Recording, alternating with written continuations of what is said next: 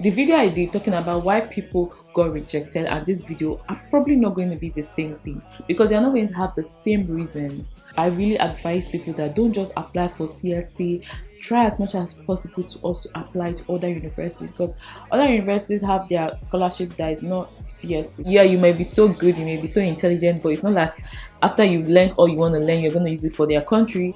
You're going to still probably go back to your country and use it for your country. I'm sick of all these thoughts that are stuck in my head. I'm sick of wishing I could just forgive and forget. I'm sick of all these thoughts that are stuck in my mind, my mind, my mind. Hello everyone, welcome back again to my channel. If this is the first time that you're joining, welcome to the family.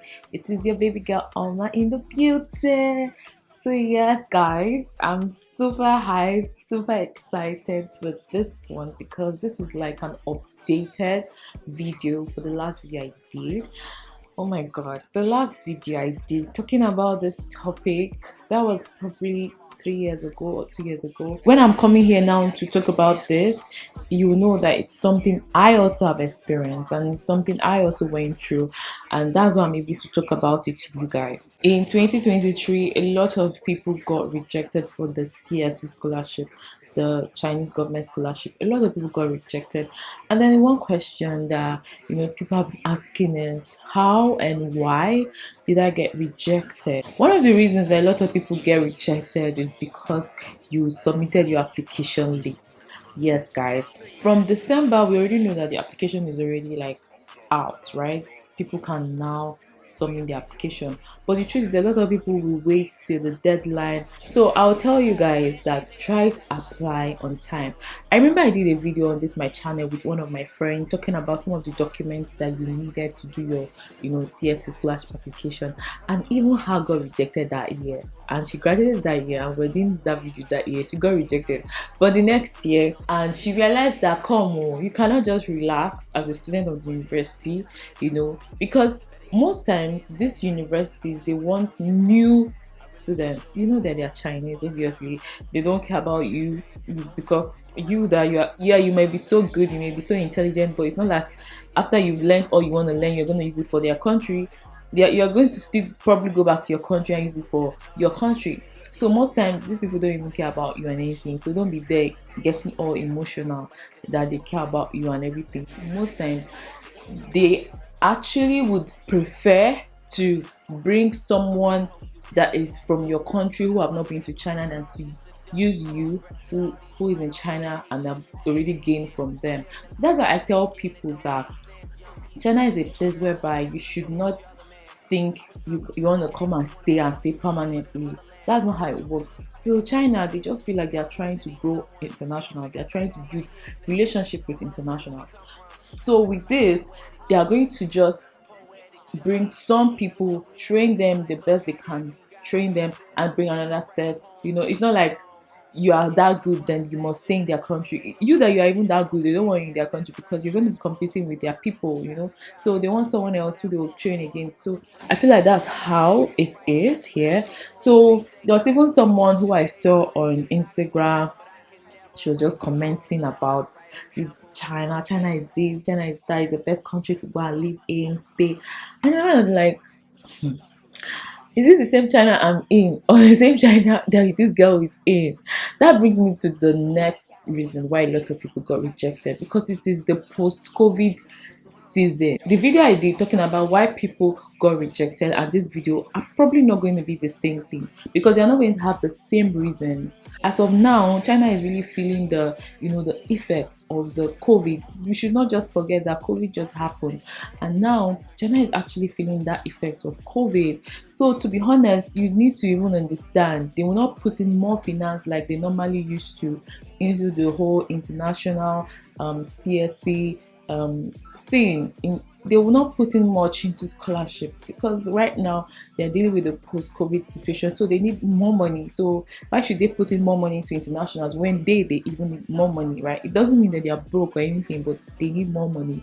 So why should they give more money to you, right? Because of everything that they went through, and the thing is literally probably even affecting So that's something that you actually should think about as a reason, why you got rejected. It was even during this season that they made it one university option. Before, you could at least select like three universities, and then maybe one university will kind of pick you. But now they made it like one university option. You can see how painful it is that you don't even have a lot of options to actually choose from. That's why I really advise people that don't just apply for CSC. Try as much as possible to also apply to other universities, because other universities have their scholarship that is not CSC, right? Like it's not CSC. They have their other scholarship that is not CSC. But I really believe that right now, the way that it used to be that they used to collect a lot of students for CS is not how it is now, because of the post-COVID situation. The third reason why I feel like a lot of people got rejected is because of the reason I just mentioned before, because they want new people. They don't really want the same faces. Most universities, especially my university, they want another person from your country. They don't want you're from Nigeria. They want another person to come and represent Nigeria. So they will not like want to recruit the same person from the same country. So most times they always want someone else from your country to come in and be in the university. The fourth reason that I feel like a lot of people got rejected is probably because there's always a number. Every university have a number from the old people that they want to pick. So maybe this year they will be like, oh, we're gonna pick like 50 people, we're gonna pick like 500 people, or pick like 5 people. There's always a number that they will always pick from a particular set. For me, I was well prepared though. Forget that I did a lot of activities. I did a lot of activities for my university, and I won our Sanderson Award. I was well prepared. Guys, I told you that I was applying to a lot of universities outside CSC. The reason was because I was getting a lot of messages from you guys about your rejections. And when I check your degrees, I'm like, this degree is really good. Like, I was seeing that you guys were well qualified for CSC scholarship, and they were still rejecting you guys, which was not normal, because I know how they were always accepting students from the previous years. So when I said that a lot of people were getting rejected, I just knew that, oh my god, that means this CSC is kind of going to be different. So somehow it's prepared me, to be honest. These videos I do and you guys reaching out to me really used to help me to even know more about China. I'm not gonna lie. Comparing myself to my other peers, I feel like I'm so knowledgeable about this whole CSC, knowledgeable about getting work visa, because I'm always here creating content for you guys. So that's why anything happens to me in China, unlike other people, probably they'll just go back home or they'll just be so sad. For me, I know all the information. I know everything that has to do with having to stay back here. If you see me leaving China, it's because I want to leave, not because I don't know what to do to stay here. It's because I want to leave, or because I want to go somewhere else. So for me, I feel like me creating content has really, really given me that knowledge. So I was well prepared. I was applying to other universities. I was doing other things, because I'm like, wow, like how were they rejecting this person or this person that is really good? For my university, I can tell you that they've only selected like around 5 people from my set. Like all of us that graduated from masters, like that I know of. Like the rest of the people were not selected for the CSC scholarship. So when I'm telling you guys that this was serious, and most people they selected were people that could speak Chinese. Obviously, I don't know how to speak Chinese, but 5 people out of the whole, probably more than 1,000 people who were graduating that year from masters, and they selected just very, very few people, to be honest. Very, very few people. So my advice to you is that you should be prepared. Like, do not put your egg in one basket. I don't know how this year is gonna be, but I am guessing it's still gonna be the same, because last year was just 2023 and this is just 2024. But still recovering. China is still recovering with this whole COVID thing, and even with the workers. Like, I'm currently working and I'm really experiencing it with the way that everything is. I can actually sense a downfall in the economy, to be honest. And I think it's everywhere in every country. Every country is experiencing a downfall currently because of the COVID situation. But I know that this year is gonna be a great year. I just like put your fingers crossed. This should not be like a discouraging video. It's just a video to like guide you, help you, because I don't want to be here deceiving you guys. I just want to be here telling you guys the truth. The selection for the CSC, CGS, it's now so little compared to how it used to be. Like they used to pick a lot of students. Now they pick very little people, and people from even outside of China are likely to be selected than people even inside of China. I'm telling you. The only thing that I feel like people inside of China have is the fact that, you know, maybe they can apply for a language course, or they can apply for fee paying courses whereby they will be able to pay their school fees, and it's not as if no, it's going to be a scholarship. So I think that one is easier because China want money. Even like getting work in China is very, very difficult. I remember my boss, after I started working, she told me that the visa office called her and they were telling her that, hope I'm not working in like teaching. And I'm like shocked. Like if the immigration office had to be calling my boss to be telling my boss that hope she's not teaching, like you know, she's not in a position where she's making money. Like hope she's in a position where she's not making money. So my boss is telling me, oh, don't tell them or tell anyone you're teaching. Tell them that you're doing this, that you're taking care of this, you're doing cleaning jobs, or you're doing some little things that like was so frustrating. You know, when my boss told me that, I was like, how would I tell anybody that I'm doing this? Like, why would people want to do that? But that's what they were actually trying to promote to these bosses, making them feel like they should not employ us to positions whereby we can actually make money, which is very painful.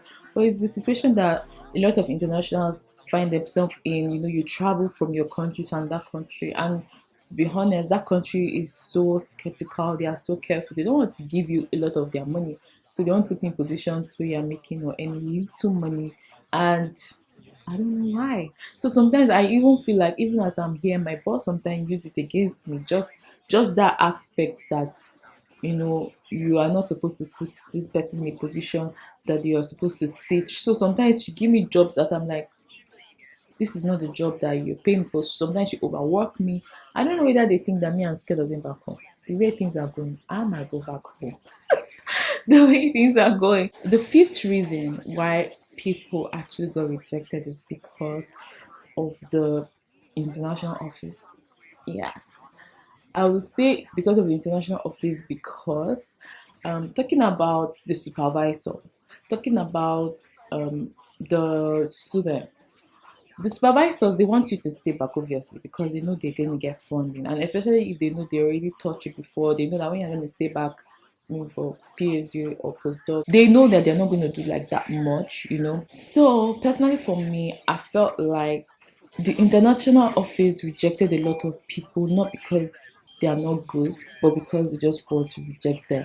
So if you even get rejection, it's not even because, oh, I'm not good, I'm not intelligent. Sometimes it's just this international office just wanting to reject you because in their mind they already have their standard, they already have their numbers, and they already have what they want to do. So even if you are qualified, sometimes you still get rejected, especially if you're already a student in the university. This is me actually. This video is basically for most people who are in the university compared to people who are applying from outside university or outside the country of China. So try to prepare yourself. I remember that a lot of supervisors gave a lot of acceptance letter to their students.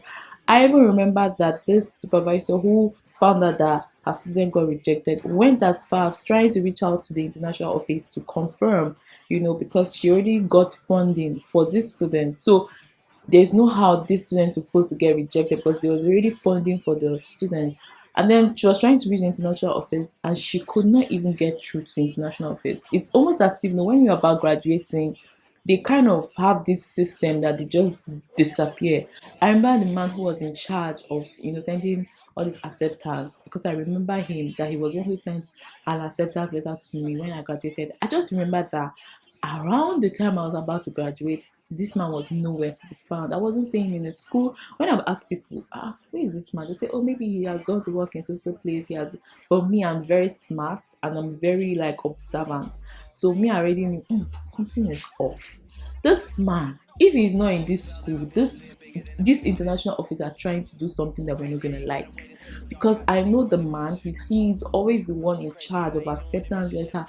There was just something that was off, but everybody was just relaxed. Everybody that felt like, oh, I've got an acceptance letter from my supervisor, or everybody that felt like, oh, I know someone from the international office, or I have a friend from the international office, oh, I've done some things for the school. We're just so relaxed. But me, I was not relaxed because I know these people. You cannot literally trust them, and this is the truth. Why should you even trust anyone? So me, I couldn't even trust anybody. So I was already seeing the signs. I already seen everything that they were doing. So for me, I did not trust anybody. I did not trust. I was ready for a rejection. So when it happened, I was not even surprised. I was not even like, I didn't feel sad, not cry, nothing. Because I even at that time I got rejected. I already got a job offer and I already got an acceptance letter from another university. So I wasn't even sad. I didn't feel sad at all.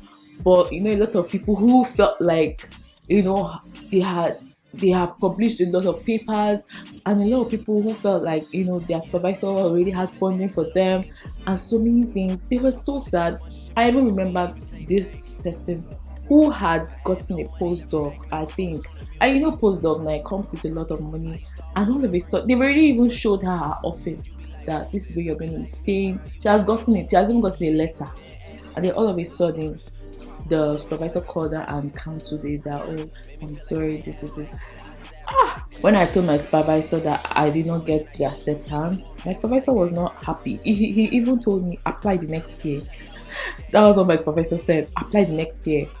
Because he knew that I was going to get it. The reason is because he's actually, you know, one of the top, you know, top lecturers in my department. So the moment he is giving me his acceptance letter, there's no how that the college was going to reject my acceptance, except the international office. So it's as if, no, the international office were trying to show this power, like, oh, no matter the acceptance gotten from supervisors or whatever, they can still have the right to reject. So it's sometimes most rejection is because of the international office. It's because maybe they just don't like you. So do they really like anyone, to be honest? Do we really like anyone? Anyway, guys, so this is the video that I just wanted to bring to you guys, telling you guys why a lot of people got rejected. I hope it was really helpful. If you have any questions, leave it down below. And remember that I have a book that will help you about scholarship application. So do well to like this video, subscribe to my channel, check down below for this book, and also follow me on Instagram at @ofio_oma. If you have any question, you can always ask me there. I'll see you guys in my next video. Bye for now.